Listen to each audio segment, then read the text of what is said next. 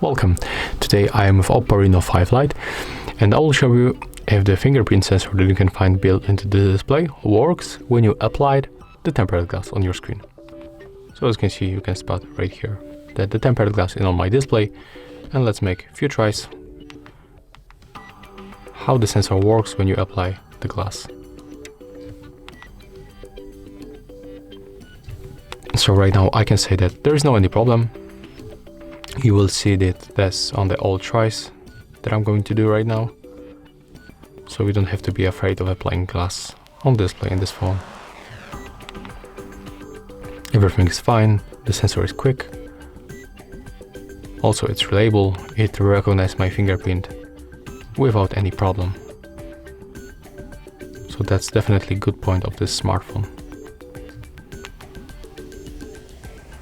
So yeah, as you can see, everything is fine. If you find this video helpful, remember to leave a like, comment and subscribe.